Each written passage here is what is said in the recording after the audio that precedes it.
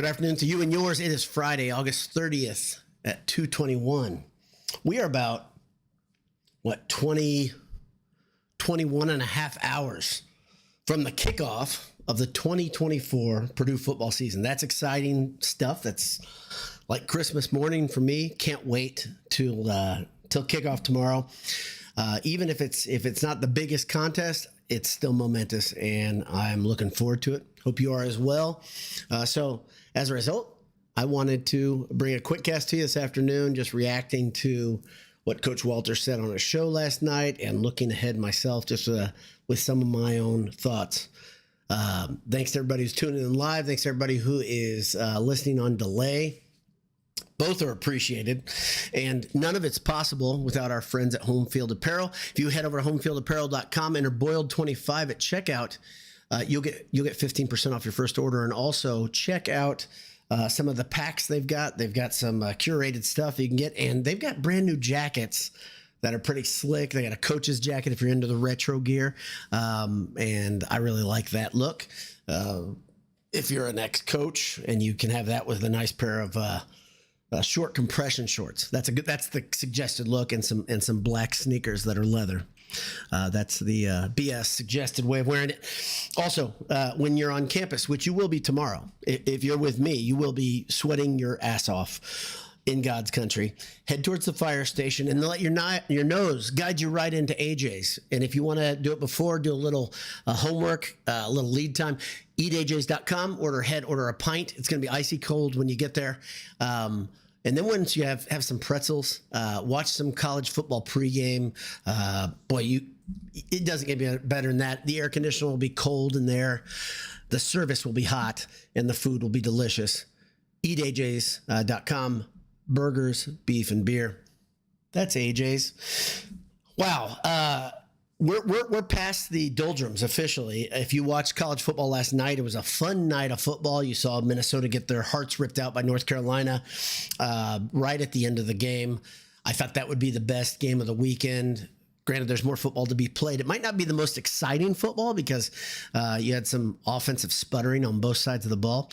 But last night felt like the official inauguration of college football. Granted, last week, on Saturday, seeing Georgia Tech upset Florida State. We talked about that on the Handsome Hour. If you haven't listened, if you haven't tuned in, enjoy our ramblings. It's also at the same place you can find all the podcasts. We're from the Believe Network. You can find all the places you stream audio, or right here on YouTube. And I just listened to it because I was on a road trip, and boy, a lot of sidebars. If you like sidebars, you're going to love the Handsome Hour. You know that. Here, QuickCast, a little bit different format. I like to come straight at you with what I'm thinking and try to keep it somewhat tidy, keep it under 2 to 3 hours. So here we go. Let's talk a little bit about what Coach Walters and company had to say last evening, from where do they tape at Wolfie's? I don't know if there's a Wolfie's in Carmel. That's where it's going to be next week. But it was a pretty good show. I enjoyed it. He didn't say a whole bunch of new stuff. Coaches never want to reveal too much right before kickoff. But there were some interesting takeaways for me. And one of the biggest ones, and the reason for the thumbnail in today's QuickCast, was this quote. Walter said, Purdue has the ingredients to be a good team. I just like that quote, has the ingredients. And when I said has the ingredients, I, of course, started thinking of baked goods, chocolate chip cookies for me. That's where I like to go. Some of you like cakes. So I put a big reveal of a cake. And that's what Coach is doing. He's revealing the ingredients in their total part here, in their sum. And I think you're going to see some good things. But what he said, the reason those ingredients are so good, the reason this team is so much better, they have size, speed, skill, and veterans that want to put in the work. He made the point that when the guys came back on campus before Memorial Day, there wasn't any belly aching. There wasn't even kicking guys into gear. They were ready to practice, ready to play, ready to work hard. And then he looked back a couple times during the stream of his coach's show, and he talked about, again, we talked about Kiro Small on the Handsome Hour. I've talked about it multiple times. And he referenced it again. This team is built differently because they've chosen to be built differently and because they've been coached well to get in shape. They look different. I think the difference is going to be striking for all of us at Ross-Ade tomorrow. Obviously, playing a team that's lower division, that somewhat creates some problems with that right away. Those visuals, Purdue will look big, and I can tell you one place you're really gonna see it is the wide receivers playing the cornerbacks. I know Indiana State has a pretty solid defense. Walters referenced that, but the size discrepancy is going to be big, not just in height. As a guy who's short and has always had to try to overcome that, I appreciate what Indiana State's about to go through, but the difference in height and size and strength is going to be noteworthy. Now, smartly, Coach Walters has put some guys on the shelf to get them ready for Notre Dame in not 1, but 2 weeks from Saturday. And some of those guys have been legitimately nicked up, but I think it's a pretty smart move on a number of reasons. If you look at that depth chart, there's some things that kind of stood out to me right away. Terrian Grant, he's the one at cornerback on the depth chart this week. Is he a legit one? I don't know. I think it's good, though. You come out first game, gets to get his feet wet against a team that he should be able to hold his own. But still, there still should be some break-in period for a kid coming straight out of high school who's young, who reclassified.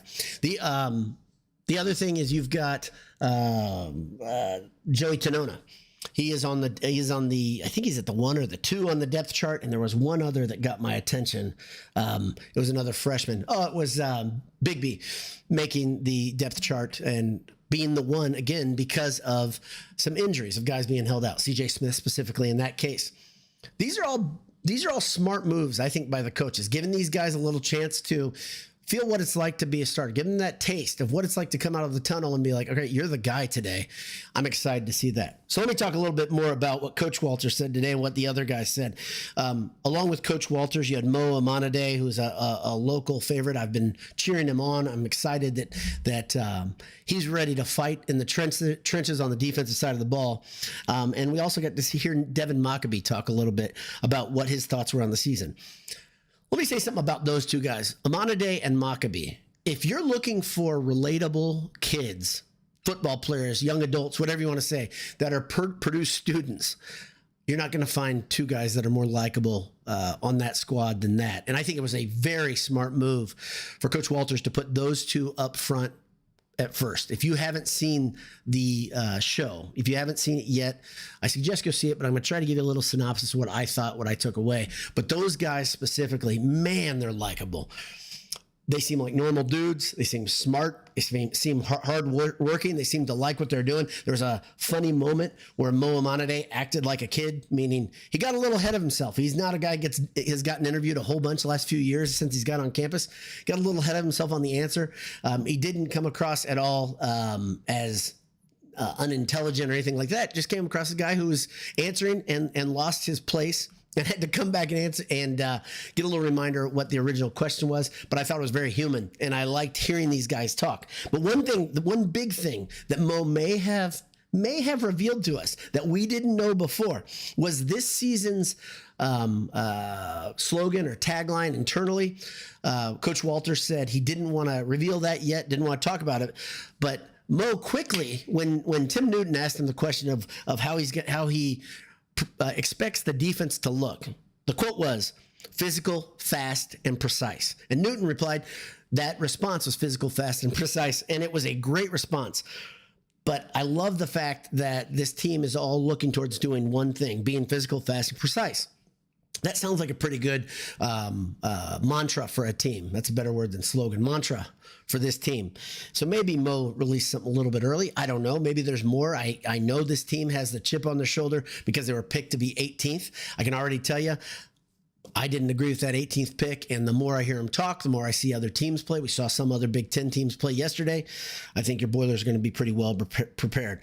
One thing that Coach Walter said about Maccabee and Amanade, he said, Mock and Mo are our kind of guys.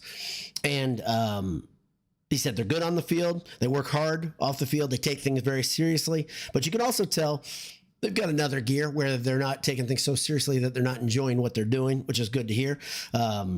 Walter says, look forward to the game. Tired of seeing his guys hit each other. Regardless of the team, he's looking forward to that.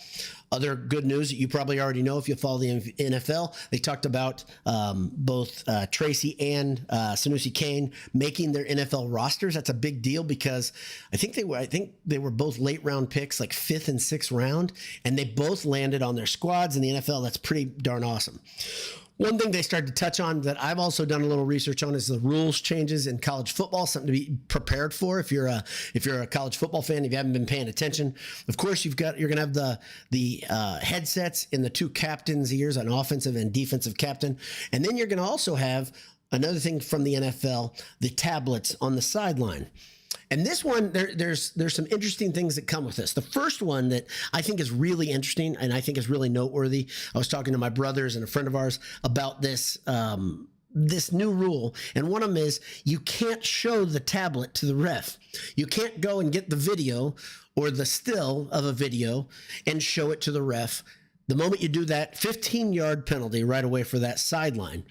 Probably a good rule. Refs don't like to be showed up and being told they're morons, but maybe doing that once wouldn't be a bad thing. Who knows? Walters also said he voted against having tablets and video on the sideline. In his opinion, he said it takes away from the game day coaching for the staff.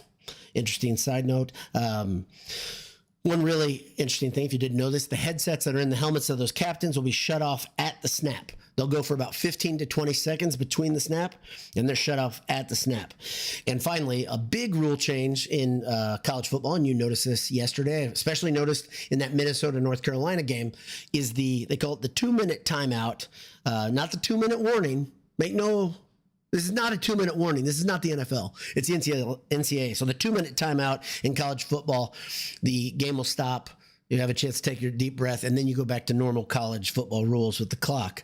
One thing that Coach Walters talked about for the opponent tomorrow, as he said, Indiana State is a team. Actually, Newton talked about it.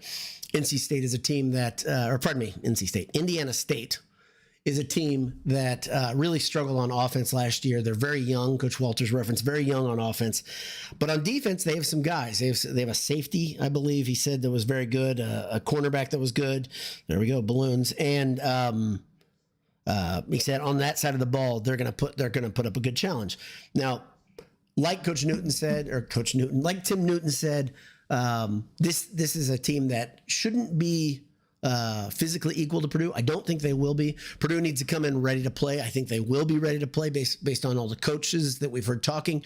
And I think there's no reason to believe Purdue won't handle their business easily and start focusing on Notre Dame right after that game's over. And they'll have 2 weeks to get healthy, which they shouldn't have to get too healthy. I hope we get to see a lot of different guys playing, but it is going to be hot. And if you're in the stadium, I suggest maybe start hydrating now.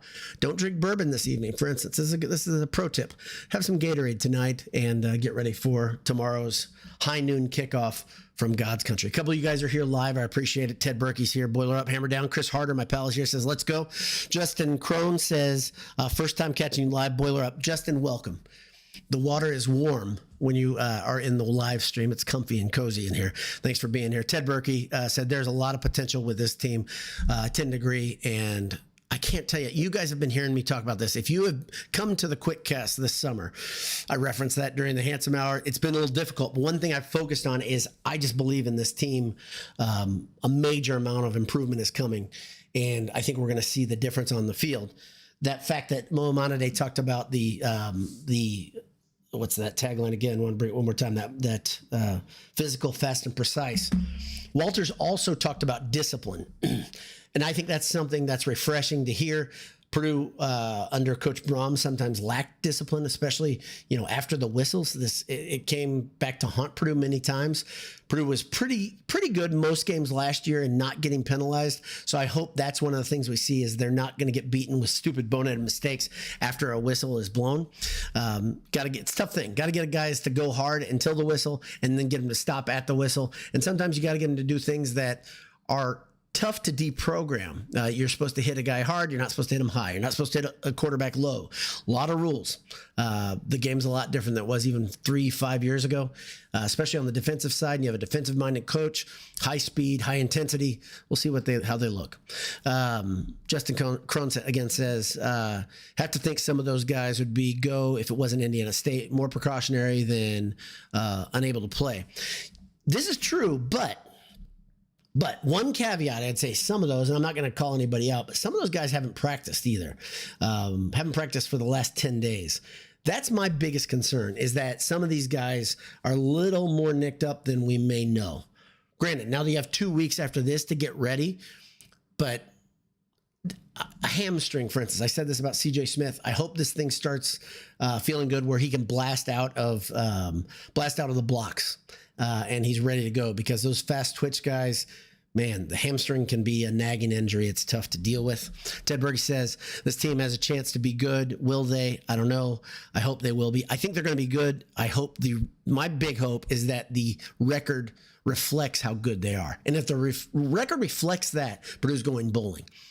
Now, it would be, I just keep saying, a hell of a season to go bowling. And there's some good discussion in the comments here after the Handsome Hour about that 8-win Boilermaker fan that's out there, and some of you are here, which is great. And I'm not going to discourage you from doing that, but it's a tall order, and you've probably looked over the season, and you have a pathway to get to 8. That's great. I don't see that pathway to get to 8, and I want to be proven wrong, and I will eat crow happily if I'm wrong, but 8 wins is a lot. The Well Ministry says, let's remember Brom did not leave Walters much to work with. Walters had to scramble to put together a team. Specifically, his defense depends on lockdown corners. Better corners equals better D. Yeah, and there's a couple things. Number one, it's a weird thing, because coming off the seasons that Brom teams had, where you had multiple bowl games, produced a lot of NFL talent, had a really a defining. They had traits that you're like, okay, it's an offensive team. They pass the ball, pass happy. You're gonna have some really good quarterbacks, really good wide receivers, but Brom was also pretty smart. He knew what was happening in the rhythm of the recruiting, and Purdue was losing a lot of guys, and they had horrible attrition academically that year. There was a lot happening, and then they had transfers that go, which is just common. But on top of that, some of those guys followed Brom to Louisville. So it was I don't want to say the cupboard was empty, but it surely wasn't full, and Purdue was not deep at all. There were some talented guys on last year's squad. I'm not going to say there weren't, but the depth was so lacking, and the size was so lacking, and you were leaning so heavily on guys doing new roles and unusual roles. Wide receivers moving to defensive back, for instance, because of the thinness of the roster. So yeah, it's a really good point, something to be thought of. Nathan A says, God bless Dowd, be Dowd, hammer down. Thank you. Thanks for being here, Nathan. Justin Crone again says, I see 6 wins, with one of those being a big statement game and the rest taking care of their pure competition. And like Jay referenced, or Anish, pardon me, obviously Coach Walters hasn't had that signature win just yet. He needs to get that signature win this year, regardless of how many wins Purdue gets this season. That would be a program step forward, right? Getting that signature win. Now, everybody, and I've referenced this a couple times, thinks of Purdue winning against top 5 teams under the lights, specifically because Coach Brom was awfully good at getting guys up and telling him, nobody believes you out there. It's just us, the circle the wagons mentality. We haven't seen a real version of that yet. Like Jay referenced, the Illinois game last year was an absolute shellacking Illinois, and maybe Walters had the guys really, really motivated because that's a game he wanted to win versus one of his coaching mentors. But they showed it. They everything kind of came together on that day. Maybe we can see a couple more games like that, and you can get that statement game like that. That'd be great to see. So that's about all I've got. I hope you're excited. If you're listening to this on delay on the way up to God's country, that's fun. I'm leaving tomorrow morning at 8:30 to get up there. Maybe I'll get to see LBD before the game. Excited about that. New era there. LBD will be in the student section, which is awesome. Karen Grulock says, thank you, Boiler Dowd. Always great to hear your thoughts. Boiler up. You too, Karen. Thanks for being here. She actually said BTFU. So yes, and you should BTFU this weekend. Get ready. It's going to be a fun one. But like I said, let's hydrate. Nobody passing out just because you're sweating too much. It is going to be brutal though, and there's a chance of storms now, I hear, which could be kind of nice. A little bit of rain, hopefully no lightning during the game, but a little bit of rain would be kind of fun. I'm down with that. I'm totally down with that. Maybe we'll see it. Regardless, hope you're there, and if you see me at the game, say hi. God bless you. Hammer down. We'll talk to you soon. See ya.